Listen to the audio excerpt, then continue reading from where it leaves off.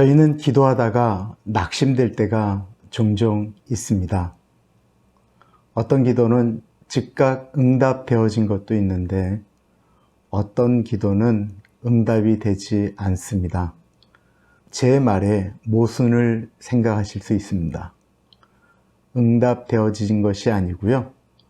하나님께서 그 기도를 기다리라고 말씀하시거나 거절하신 것입니다. 그러므로 하나님 편에서 보면 우리의 기도는 응답된 것입니다. 오늘은 사도행전 12장을 통해서 우리의 기도 가운데 역사하시는 하나님에 대한 이야기를 나누고자 합니다.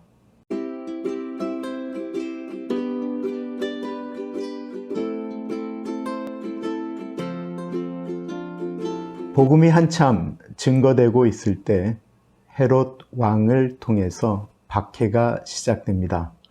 성경에는 헤롯이라는 이름이 4명의 왕이 나오게 됩니다.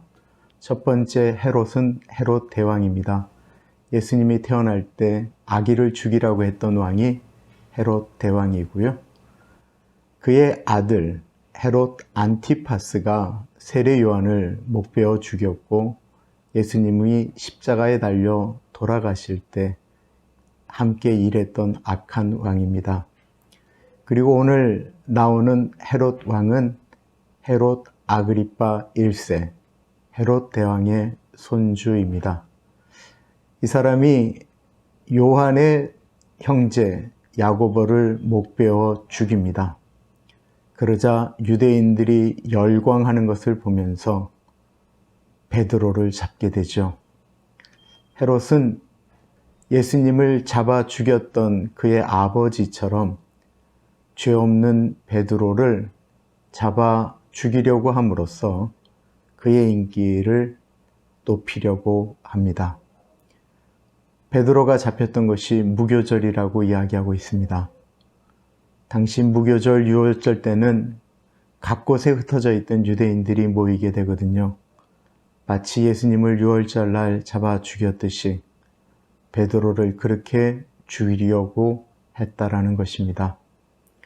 뒤에 이야기를 보시면 베드로는 하나님이 살려주시는데 베드로를 살려주신 하나님께서 왜 예수님의 제자 야고보는 그렇게 죽도록 했느냐라는 것입니다.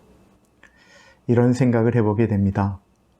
예수님께서 십자가에 달려 돌아가시기 전에 요한과 야고보가 예수님, 하나님의 나라, 예수님의 왕국이 만들어지면 좌쪽에 우쪽에 우리 형제 한 사람씩을 세워주십시오 라고 이야기하자 예수님이 이렇게 말씀하시죠. 너희가 내가 마시는 잔을 마실 수 있느냐? 그러자 물론입니다 라고 이야기했습니다. 야고보는 마치 예수님이 십자가에 달려 돌아가신 것처럼 그렇게 목배임을 받은 최초의 사도 중에 순교자가 되었습니다. 어떻게 보면 그의 고백, 나도 마실 수 있습니다 라고 하는 것이 응답되었다라고도 이야기할 수 있습니다. 베드로가 그렇게 잡히게 되었을 때 온 예루살렘에 있는 성도들이 함께 간절히 기도했다라고 이야기하고 있습니다. 위기를 통해 교인들은 하나가 됩니다. 기도하게 됩니다. 어쩔 때 보면 너무 편하기 때문에 기도하지 않아서 교회가 썩고 문제가 되어질 때가 종종 있습니다. 기도한다라는 것은 내 생각, 내 뜻, 내 힘으로 안 된다라고 하는 것을 고백하는 인간의 연약함이거든요. 그들이 간절히 기도하였습니다. 그때 베드로는 감옥에 꽁꽁 갇혀 있었습니다. 그를 지키는 로마 병정들이 사교대를 통해서 베드로를 지켰을 뿐만 아니라 베드로가 꼼짝하지 못하도록 좌우에 한 명씩 쇠사슬로 같이 묶어서 베드로를 감시합니다. 왜 그럴까요? 그 전에 베드로가 자연스럽게 한번 옥에서 나왔던 것을 우리는 기억합니다. 그래서 헤롯은 다시는 도망가지 못하도록 그렇게 했던 것입니다. 그때 천사가 교인들의 기도를 듣고 베드로에게 나타나 그를 깨웁니다. 베드로가 얼마나 곤히 잠이 들었는지 천사가 옆구리를 쳐서 깨웠다라고 이야기합니다. 담대함일까요? 잘 모르겠습니다. 우리 모두에게 하나님이 같이 하심을 믿고 그런 와중에서도 이렇게 잠들 수 있었으면 좋겠습니다. 차고가 열리고 옥문이 열리고 천사는 베드로를 데리고 나가는데 베드로는 비몽사몽입니다. 그만큼 잠들어 있었다라는 것일 수도 있고요. 자기를 이끌고 가는 것이 천사인지 무엇인지 분간이 안 됩니다. 어떻게 보면 그런 일이 일어날 것이라고 상상도 못했기 때문에 그럴 것입니다. 천사가 그를 인도한 다음에 사라지자 베드로는 마가의 다락방, 그 마가 요한의 집에 가게 됩니다. 사람들은 거기서 열심히 기도하고 있습니다. 베드로가 문을 두들깁니다. 사람들이 얼마나 열심히 기도하는지 문 두들기는 소리가 들리지 않습니다. 열심히 두들기자 로데라고 하는 종이 그 문 두들기는 소리를 듣고 갔다가 문 열라고 하는 베드로 사도의 소리를 듣고 문을 열지 않고 안으로 뛰쳐들어가 얘기합니다. 베드로 선생님이 나오셨습니다. 오셨습니다. 그러자 사람들이 믿지 못하는 것입니다. 우리들의 모습일 수 있습니다. 왜 그랬을까요? 하나님의 기도가 즉각 응답되지 않는다라고 생각할 수도 있고요. 어떻게 보면 사람의 생각으로 우리가 기도는 하지만 이 일은 불가능하다라고 생각했을 수도 있을 것입니다. 인생을 돌아봅니다. 어떤 기도는 하나님이 즉각 응답해 주신 것이 있었습니다. 어떤 것은 하나님께서 기다리게 만드셨습니다. 그리고 어떤 것은 하나님이 거절하셨습니다. 인간의 편에서 보면 거절인데 하나님 편에서는 응답인 것입니다.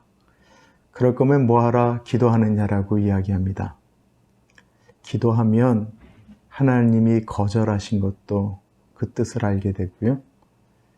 기다리게 함으로써 우리가 성숙해지고 더 만들어지는 것을 기도 가운데 깨닫게 됩니다.